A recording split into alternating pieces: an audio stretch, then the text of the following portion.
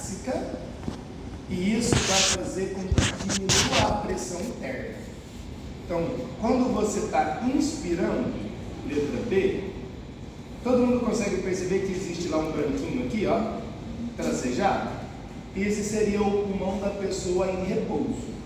E aí você consegue perceber que a gente aumentou o volume do pulmão. Todo mundo viu isso? A gente chama isso de complacência. Complacência é a capacidade elástica do pulmão. E você vai ter, por exemplo, se o paciente tem fibrose pulmonar, ele diminui a elasticidade. Significa que ele diminui a complacência, que é a capacidade elástica do pulmão. Está claro isso? Bem, quando você contrai todos os músculos que você conhece do seu tórax, então, reto abdominal, oblíquo externo, oblíquo interno, músculos intercostais internos, e todos os músculos que você pensar, trapézio, diafragma, o que acontece com a sua caixa torácica? Aumenta. O aumento da caixa torácica faz o que com o volume, com a pressão? Diminui. E quando diminui a pressão, o ar entra. O relaxamento de todos esses músculos diminui a caixa torácica. Se diminui a caixa torácica, diminui o volume. Diminui o volume, aumentou a pressão. O ar sai. Significa dizer que, na verdade, para que aconteça o processo respiratório, ou seja, a soma da inspiração mais expiração, você não precisa de pulmão. Você precisa de todos esses músculos que o professor de anatomia já deve ter falado para vocês. Tudo bem? Se eles contraírem, aumenta volume, diminui pressão, que é exatamente isso que você está vendo nesses 3 gráficos. Então, o que você está observando nesse primeiro gráfico, que eu estou chamando de letra A? Olha só, na inspiração, a pressão lá nos alvéolos diminui. Viu isso? Então você tem uma diminuição da pressão. Então, a pressão intrapleural diminui. O que acontece então? Significa que você está aumentando a inspiração, aumentando o volume.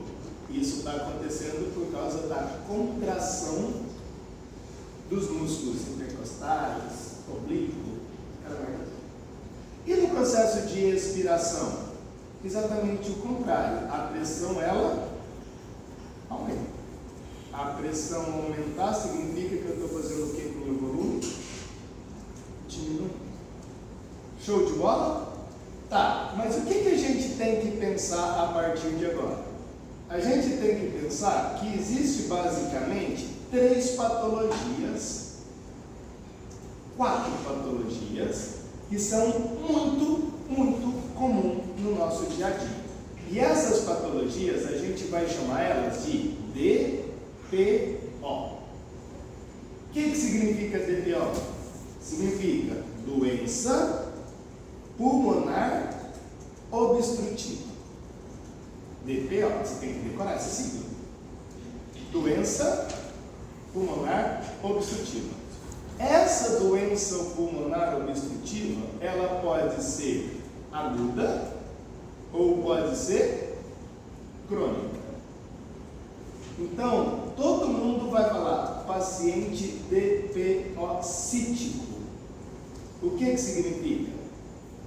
Que é uma doença pulmonar obstrutiva crônica. Então, o paciente tem DPOC. O paciente DPO-cítico é um paciente que tem doença pulmonar obstrutiva crônica. Quais são as principais doenças pulmonares? Asma, bronquite, enfisema, fibrose. Esses 3 primeiros, asma, bronquite e enfisema, são doenças pulmonares obstrutivas. asma é classificado como agudo, bronquite mais enfisema é classificado como crônico. Está claro isso para vocês? E a fibrose é doença pulmonar restritiva, é uma DPR, doença pulmonar restritiva, tá bom? Só que pode entrar junto com as doenças pulmonares obstrutivas. Não, a asma é o quê? Um é crônico e é outro? Agudo. Para a gente entender isso, você tem que entender os volumes e as capacidades pulmonares. São 4 volumes e 4 capacidades. Quando a gente entende os volumes e as capacidades pulmonares, a gente entende uma técnica chamada de espirometria. E a partir da espirometria, você vai conseguir entender se a pessoa tem asma, se tem bronquite mais enfisema, ou se a pessoa tem fibrose. E aí você consegue então diferenciar se a pessoa tem doença pulmonar obstrutiva crônica, se a pessoa tem doença pulmonar obstrutiva aguda, ou se a pessoa tem doença pulmonar restritiva. Bonito isso? Isso vai acontecer todos os dias lá na sua UPA, sei lá o quê. Onde você estiver trabalhando. Todo dia tem paciente lá. Todo dia.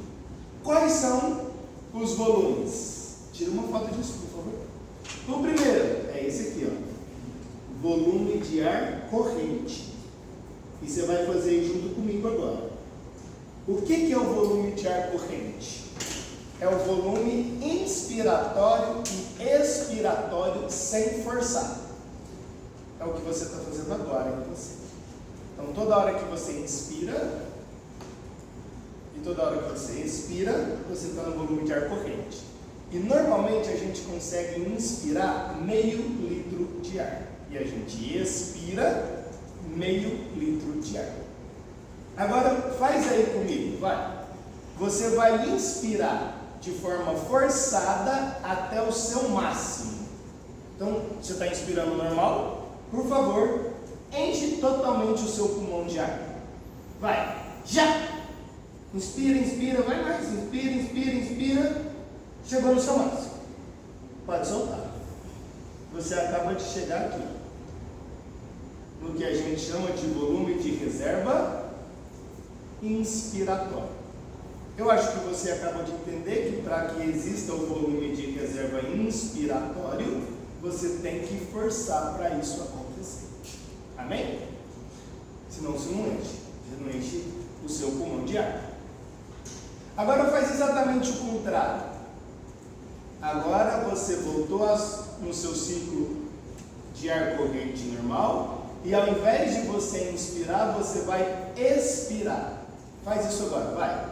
Indolaci, já. Joga o ar para fora, para fora, para fora, para fora, mais, mais, mais, mais, mais. Não para não, não para não, vai mais. Beleza. Você acabou de ter o seu volume de reserva expiratório.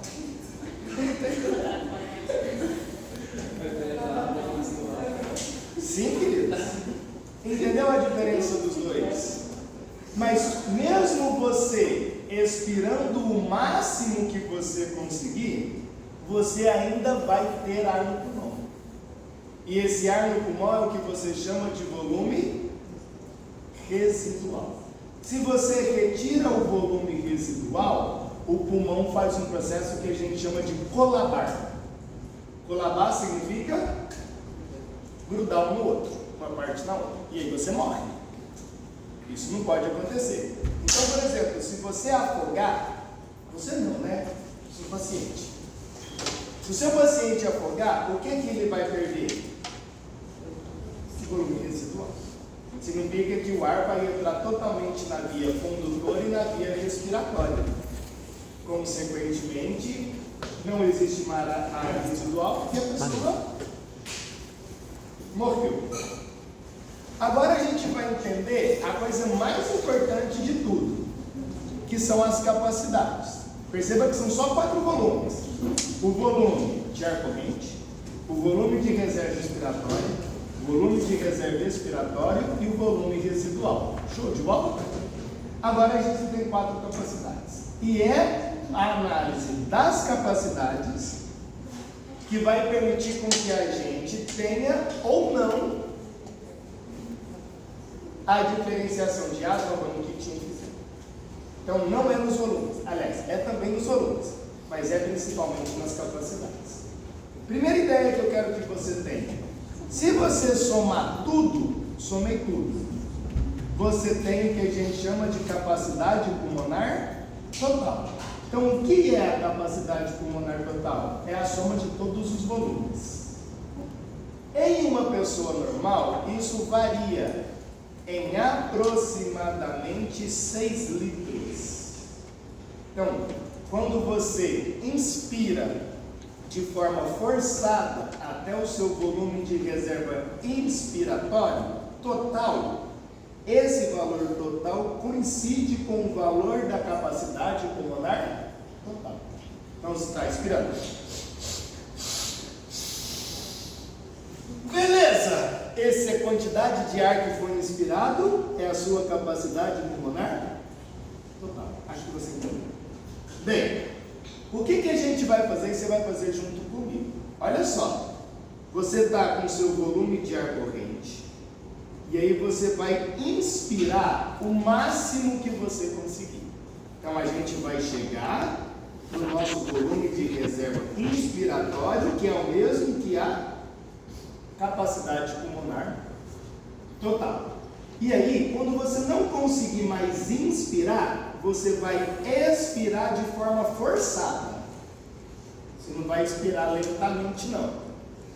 Ao máximo que você conseguir. E aí a gente vai chegar onde? No volume residual. Essa diferença é o que você chama de capacidade vital. Vamos fazer isso juntos? Então, inspira aí e expira de forma normal, sem forçar. Você está pensando em qual volume? De ar corrente. No volume de ar corrente.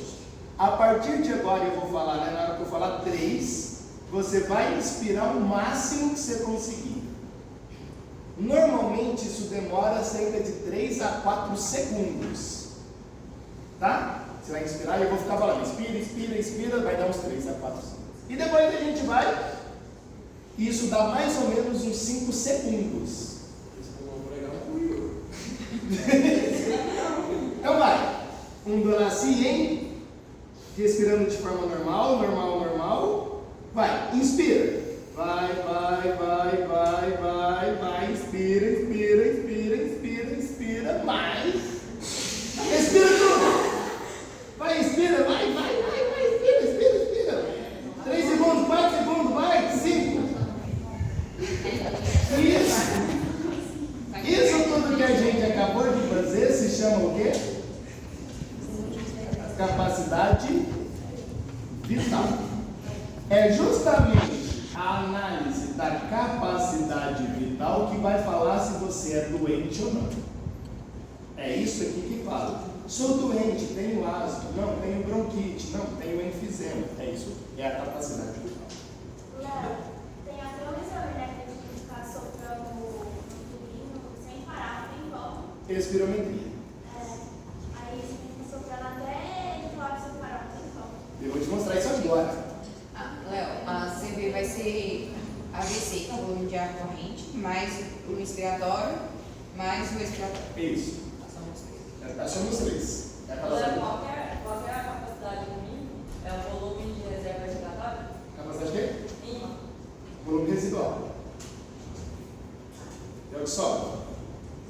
Tá, o que é a capacidade inspiratória? É a soma do volume de reserva inspiratório mais o volume de ar corrente.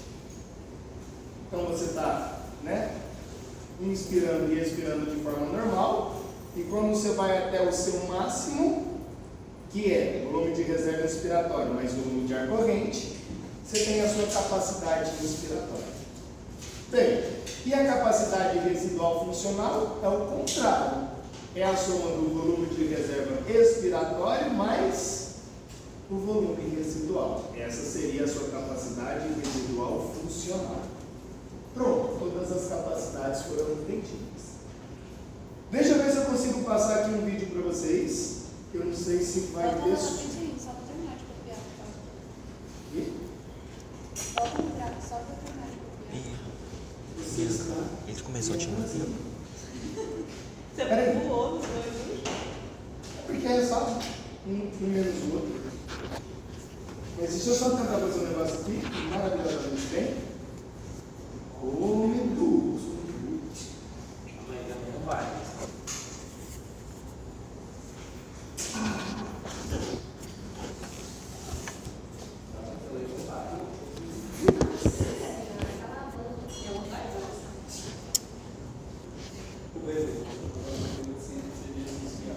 Vocês estão escutando alguma coisa? Essa gravação aqui vai ficar uma merda. Comecei no meio da aula, que eu acho que ele não Deve ser medida sem sapatos com Então, deixa eu pegar aqui. os valores. Peraí.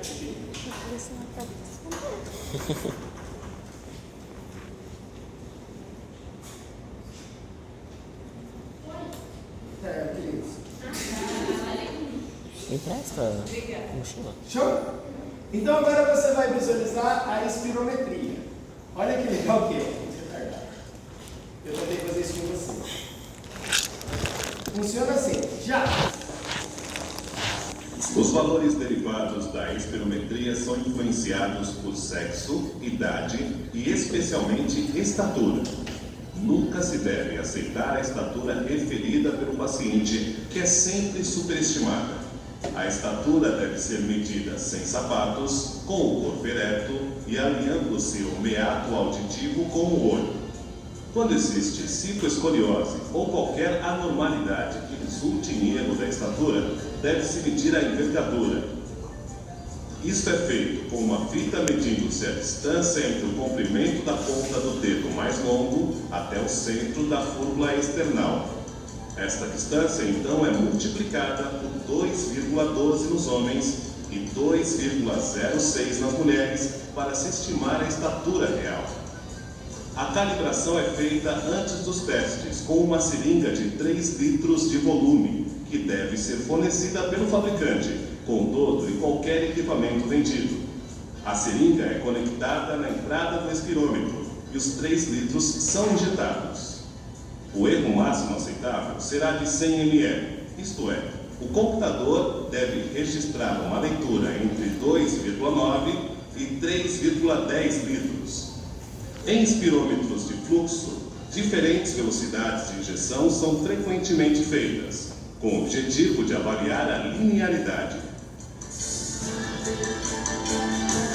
Estela, vou explicar para a senhora como é feito o teste de função pulmonar, tá bom? Eu vou fechar o nariz da senhora, a senhora vai pegar o vocal que está em cima da mesa, colocar dentro da boca, em cima da língua, e vai respirar normalmente, bem tranquila, até eu pedir para a senhora puxar o ar e soprar bem comprido, tá? Não precisa ser muito forte, bem comprido, até eu pedir para a senhora puxar o ar novamente, tá bom? Vamos começar o teste, então. Vou fechar o nariz da senhora, pode pôr dentro da boca, respirando normal, bem tranquila. Fecha bem a boca e vai respirando normal. Isso, bem tranquilo. Respira normal. Isso. Ó, é o volume de ar corrente, tá vendo? Isso é o volume de ar corrente. Puxa o ar agora. Isso, sopra agora todo o ar. Vai soprando sem parar, sem parar, sem parar, sem parar, sem parar, sem parar, sem parar, sem parar, sem parar, sem parar, sem parar, sem parar. Essa é a capacidade vital. A capacidade respiratória pararia aqui, ó. E quando ele sopra, sopra, sopra, é a capacidade. Olha lá o gráfico. Capacidade vital. Beleza? Colocar dentro da boca. Puxa o ar agora. Ó, Isso, sopra agora todo o ar. Vai soprando sem parar. parar, sem parar, sem parar, sem parar, sem parar, sem parar, sem parar, sem parar, sem parar, sem parar, sem parar, sem parar. Puxa novamente, puxa. Isso, pode tirar da boca. Isso, muito bem.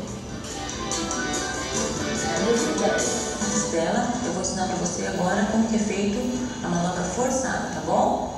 Eu vou tampar o teu nariz com o clipe nasal, tá bom? Vou pedir para você colocar o bocal dentro da boca, em cima da língua e respirar normalmente, tá?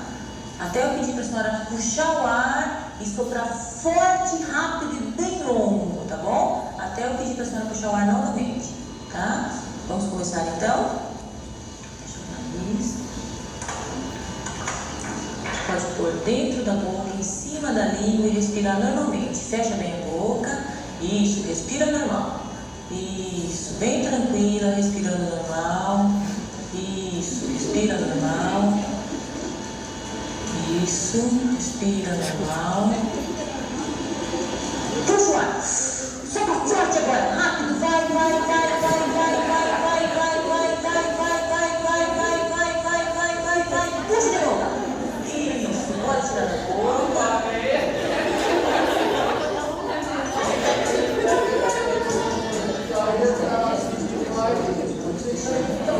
Agora é importante. Isso, pode tirar da boca.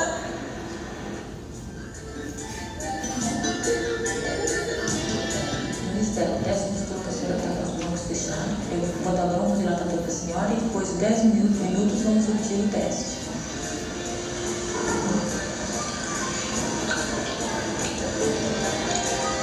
Eu vou fechar o nariz da senhora, tá? Vou pedir para a senhora respirar normal. Quando eu falo para a senhora puxa o ar, a senhora puxa e segura. Respira normal. Puxa. Segura, segura, segura, segura, segura, segura, segura, segura, segura, segura, segura, segura, solta. Pode tirar.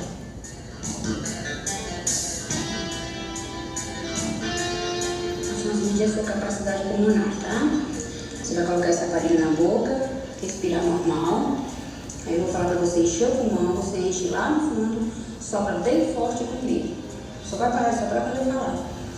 Tá? No final você enche normalmente. Espera aqui. Nos últimos 3 anos, aparelhos de bolso precisos se tornaram disponíveis. Alguns registram numa tela de cristal líquido as curvas para visualização imediata e fornecem os critérios para teste adequado. A popularização destes espirômetros irá permitir ao clínico geral a realização dos testes em maior escala, o que nos Estados Unidos levou a uma recomendação para a realização de espirometria em todos os fumantes com mais de 40 anos. Bem, esse é o teste de espirometria. Como é que você avalia se o paciente ele tem doença pulmonar obstrutiva crônica ou não? Bem, esse gráfico que está aí para você na tela é o gráfico da espirometria. Então, a gente vai relacionar esse gráfico com os volumes e capacidades pulmonares, beleza? Como é que a gente vai fazer isso? Uma pessoa normal tem aproximadamente uma capacidade pulmonar total de 6 litros. Então, capacidade pulmonar total significa que ela chegou no seu volume de reserva inspiratório. Beleza? Faz isso aí agora em você. Inspira o máximo que você conseguir, vai.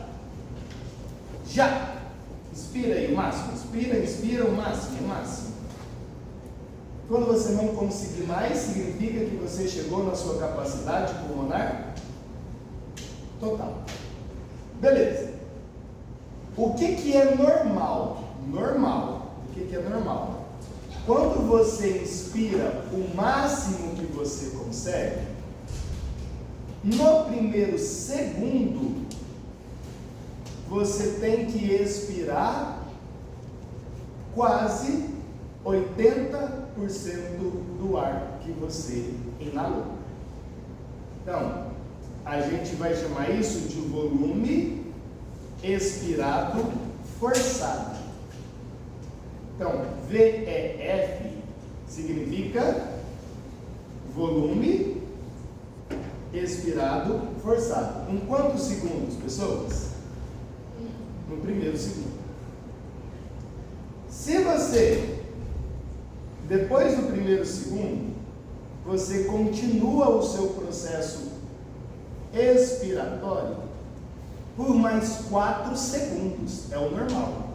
Então você tem um total de 5 segundos, certo? Do 0 ao 5, é o normal de acontecer. Sendo que no primeiro segundo, você tem que eliminar quanto por cento do ar? 80. E nos outros 4 segundos, 20% do ar. Então, nesse caso, olha só, quando você expira todo o restante, essa vai ser a sua capacidade vital forçada. Em alguns livros também é chamado de capacidade vital final, que é exatamente isso. Então, o que você está avaliando na espirometria? Na espirometria, você está avaliando a capacidade vital. Sendo que no primeiro segundo, quantos por cento do ar tem que sair? E no restante, 20. Então, você faz uma continha simples, né? E essa continha simples é volume expirado forçado dividido pela capacidade vital. Então, nesse caso, nós teríamos 6 litros menos 2, 4 litros. Esse é o meu volume expirado forçado. Dividido por quanto, gente? 6 menos 1. Divide aí para mim, 4 por 5. 0, e 0,8 é a mesma coisa do que 80. E isso é classificado como um pulmão normal. Significa, se essa relação, volume expirado forçado no primeiro segundo sobre a capacidade vital forçada, for menor do que 0,8, você tem doença pulmonar obstrutiva. Simples assim. Então, quando você olha as doenças pulmonares obstrutivas, nós vamos ter 3. Asma, bronquite e enfisema. A asma, ela é alérgica. Tá bom? Bronquite e enfisema não é alérgica. Significa o seguinte: bronquite e enfisema não melhora com broncodilatador. Asma melhora. Então, o que está acontecendo?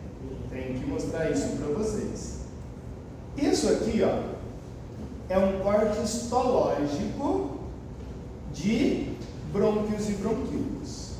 R$1 para quem acertar esse nome aqui, ó. Que músculo que é esse que eu estou circulando de azul? Hã? Vocês não viram isso ainda na histologia, não? Não? Mas aí você vai falar assim para a professora, que eu sei lá quem é. Músculo liso bronquiolar. Ou, se você for mais enjoado, eu seria músculo de Haysensen.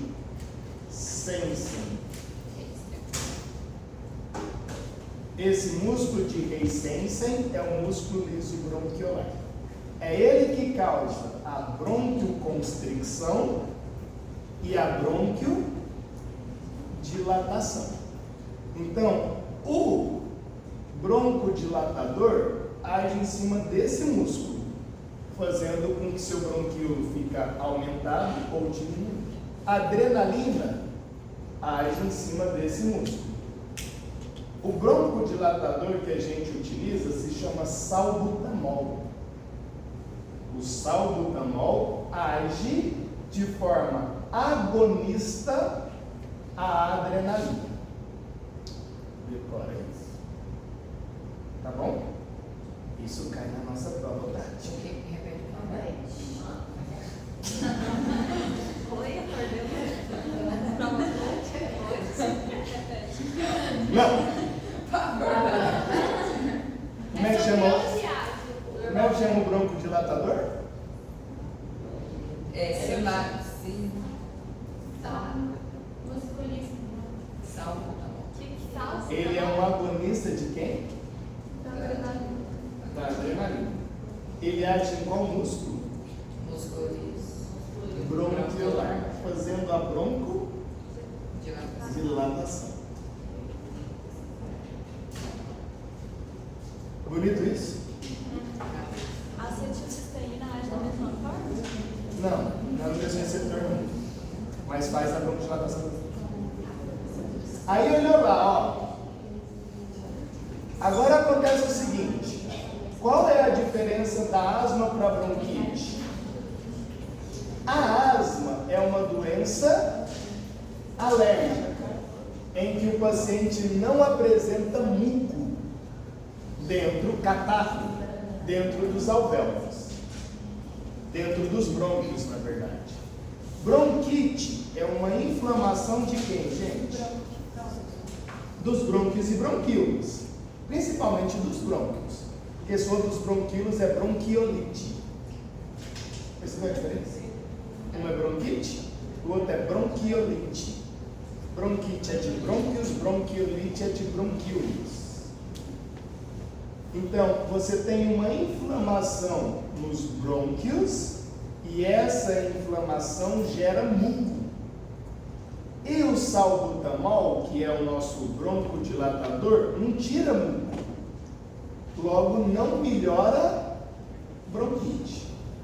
Como a asma não tem muco, a asma melhora com o broncodilatador.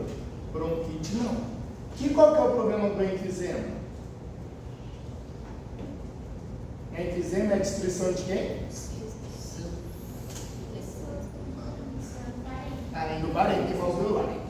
Faz a continha aí para mim agora. Olha que legal que é isso. Qual que era o nosso volume inicial? 6. Um paciente que tem doença pulmonar obstrutiva crônica tende a apresentar aumento da capacidade pulmonar total. Por quê? Involuntariamente, o paciente tende a apresentar maior contração dos músculos intercostais, diafragma. Isso faz o peito do paciente aumentar.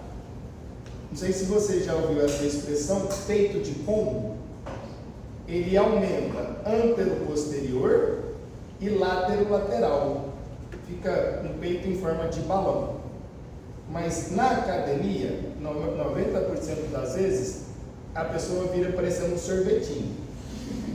Beleza? Então é látero-lateral. Na doença pulmonar obstrutiva, é principalmente antero-posterior. Então fica com peito de pombo. Tá bom? E a gente consegue visualizar isso em raio-x.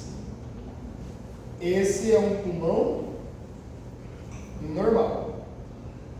Olha isso. Esse letra A, normal. Olha para a letra B. Você consegue perceber que você tem um aumento do pulmão? Sim? Isso representa uma doença pulmonar obstrutiva, uma DPO. Claro que a gente não sabe se é asma ou se é bronquite só olhando para isso. Mais do que isso, olha o peito do paciente. Olha, agora a gente está no raio-x lateral, percebeu? E aí você tem um aumento do volume antero-posterior. Então ele fica com o peito em forma de pombo. Beleza, pessoas? E isso é uma característica de quem tem doença pulmonar obstrutiva. Tá. Então, faz as continhas aí para mim. Vai. Como é que você visualiza se o paciente tem doença pulmonar obstrutiva? É o volume expirado forçado. Em qual segundo? dividido pela capacidade vital forçada. Faz as continhas aí para mim. Perceba que você aumentou a capacidade pulmonar. Era 6 litros e agora é quanto? 7. Isso é uma característica de que eu fiz?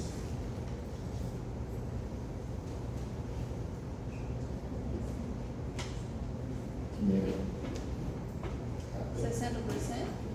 Ó, 60. Ficou 7 menos 5, quanto? 2 litros. 7 menos 3, 4 litros. 2 dividido por 4, ou seja,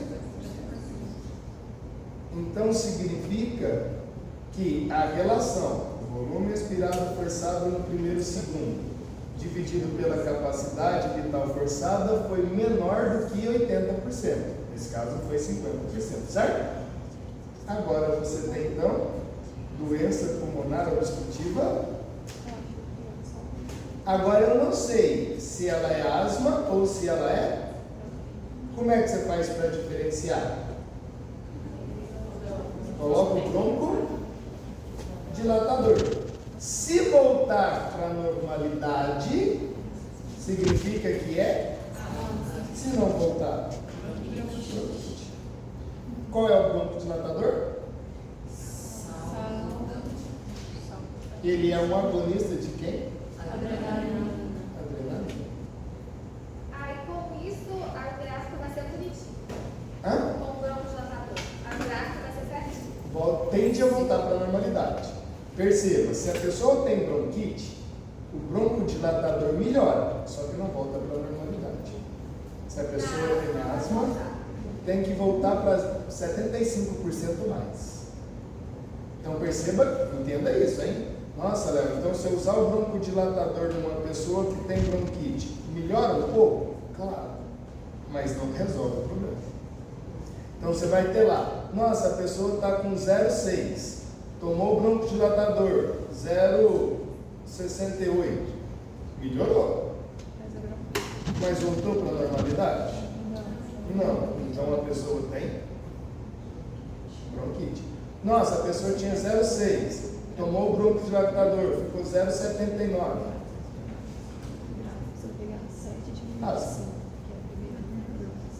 Entendeu isso? Bonito, pessoas? Tá. Agora tem uma outra questão. Se a pessoa tiver enfisema pulmonar, o que aconteceu? O que é o enfisema? Morte de parênquima. Parênquima é o tecido alveolar. Se não tem tecido, não tem tecido. O que tem no lugar do tecido? Ar. E quando você tira raios-x de ar, que cor que fica? Preto. Tá vendo aqui, ó? Bolotinhas pretas? Não sei se você consegue enxergar lá. Apaga as luzes todas para mim, por favor. Vamos melhor. Você consegue ver que está mais preto aqui, ó? Sim? Esse é um local onde a gente teve enfisema pulmonar. Perceba que a enfisema não pode estar no pulmão inteiro, senão a pessoa morre, né? Nossa, está com enfisema, tomou o pulmão. Tipo, fudeu. Onde que está o coração desse paciente? Está aqui, ó. Viu lá o coração bonitão? Ali era o coração. O paciente com enfisema, o que tem que fazer? Ah? Resolver o problema. Você tem como? Enfisema? É. Não, você melhora a capacidade respiratória dele, mas Aquela não regenera. sempre não ficava de Não regenera, o pulmão não regenera. Não que eu saiba, né? Demora a vida para regenerar. Por que causado tanto cigarro? Cigarro, tem muito cigarro. Mas como que o cigarro faz? Ué, as moléculas nocivas do cigarro vai lá para o cuspe no nosso tipo 1 Ele é um ósseo tipo 2, fumaça que você está inalando. Aí ele vai morrer. Você já viu câncer de pele? Hã? Não, porque câncer de pulmões é exatamente igual ao câncer de pele. Igualzinho. A morfologia, que é epitélio, é o mesmo epitélio. O epitélio é extremamente específico. Do Covid, quando diminuía a capacidade pulmonar, imita coisa do enfisema? Tipo, matava uma célula ou era só perto da capacidade? Imita muito o enfisema, só que há uma regeneração celular depois de algum tempo que a pessoa teve Covid. Tipo, algum tempo a gente está começando a perceber que é 1 ano depois, 2 anos depois, que a capacidade respiratória dela volta à normalidade. Quase 1 ano depois. Não é assim, melhorei do Covid, tipo, o vírus saiu do seu corpo, mas se o seu pulmão tivesse acometido, para você ter 50% do pulmão comprometido, etc., demora quase 1 ano, 1 ano e meio para a regeneração. Então acaba que mudou a funcionalidade dela, mas depois ela volta a funcionar. Tende a voltar à normalidade. Então, esses testes espirométricos, gente, hoje com aqueles aparelhos portáteis, teoricamente, não sei se sim ou se não, mas toda UPA, todo BSF tem isso. Aí a pessoa chega com crise respiratória, agravada por tempo seco, algum vírus, sei lá, e aí você tem que saber se o paciente tem asma, se tem bronquite, se tem enfisema.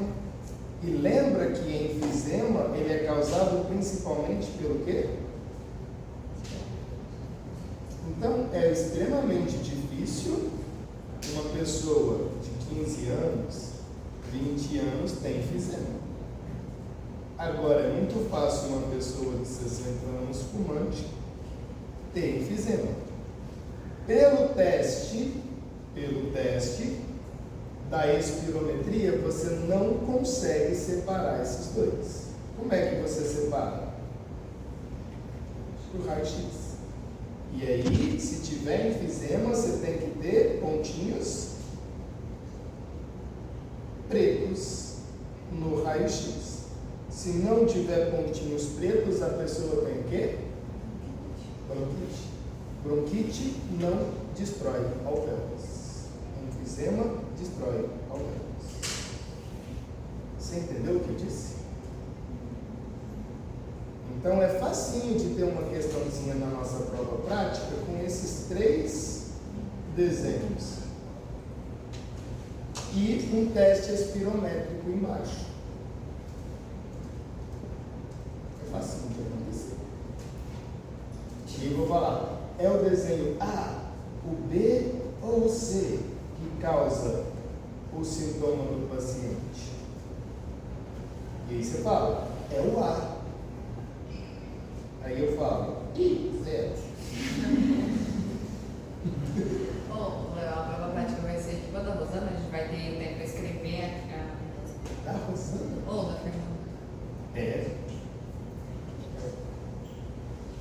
Mas vai ser um tempo maior. Pelo amor de Deus, você vai ser as 2 que vai ser. Ah, é só bater o olho, Hã? a da Fernanda, a gente só bate o olho assim. Porque na anatomia é de identificação, né? Você olha, é isso. Nesse aqui é um pouco de análise, né? E aí o tempo ele vai ser um pouquinho maior. É esse aí, tipo, colocar o raio-x e o gráfico? Na verdade é gráfico em forma de tabela. Tá, que o gráfico ele também. Você tem que fazer as contas. Na tabela você já tem as contas prontas. Certo? Quantas perguntas? Não sei. Você disse que já estava quase pronta? A prova? Quase pronto. Mas você tem mais ou menos a noção de quanto precisa ser. É de 5 a 10. Você tem 10 de anatomia? Mas vai buscar o final do né? Então, Sim, eu sei. é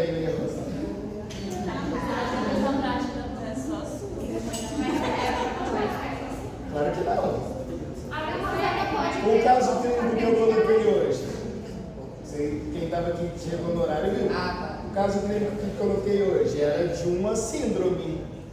Aí eu vou falar assim, não, seu paciente abaixo tem qual síndrome? Aí você viu, trissomia do 21, síndrome de Down. É, Rosana. Teste de paternidade, né? Teste de paternidade, esse filho é do A ou do B? Ah, podia ser. Nossa. Não, mas é isso mesmo, essa hoje. Já sabe. Vai ser fácil pra caralho. Aham. Já sabe se vai ser amanhã ou à tarde, vai ser o mesmo dia da. Vai ser no mesmo dia. É isso aí. É, então, esse que está sendo o meu grande grilo, porque eu não sei se a gente vai fazer isso no horário deles. Tipo assim, você sai da prova deles e já vai para a minha prova. Nossa, velho. Não, faz Não, você vai pelo menos nada, vou dar um dia assim. Vai ter um discipulado. Na quinta nós só tem você, usando nem de coco na sexta, que só tem Coloca a sua na quinta e a dele na sexta. Não sei. Coloca na Coloca a sua. A cara dele. Vamos cancelar a prova. Na 10 pode participar. Último para você ir embora. Eu não pensei ainda, na semana que vem esses dados estarão prontos. Restritivo é o quê? O que diminuiu? O que era isso? Capacidade pulmonar? Na doença pulmonar obstrutiva, o que a gente teve? Aumento. E na doença restritiva? Entendeu isso? Porque diminui a complacência. Perceba, faz o cálculo para mim. Faz o cálculo. 5 menos 2 dá quanto? 3. 5 menos 1? 3 dividido por 4? Então dá muito próximo de 0,8. Beleza? Aí o que eu estou querendo te dizer? Que na doença restritiva, o volume expirado forçado no primeiro segundo sobre a capacidade vital forçada não altera a relação. Altera o quê? A capacidade pulmonar total. Então, na doença pulmonar obstrutiva, altera a capacidade pulmonar total mais a relação volume expirado forçado no primeiro segundo sobre capacidade vital. E na doença restritiva? Somente a capacidade pulmonar total. Na obstrutiva, capacidade aumenta, na restritiva, capacidade pulmonar diminui. Na CPO aumenta. Ah? Na CPO aumenta. CPO. O que é CPO? Capacidade pulmonar? É DPO. DPO. Doença pulmonar obstrutiva Aumenta. E na restritiva. Amém? Tem um caso clínico lá para vocês, que é da aula de hoje, que vocês chegaram um pouquinho atrasados, mas está lá. E tem um outro caso clínico que vai ser sobre doenças pulmonares obstrutivas, que eu também colocarei lá, para a gente discutir semana que vem. Beijo.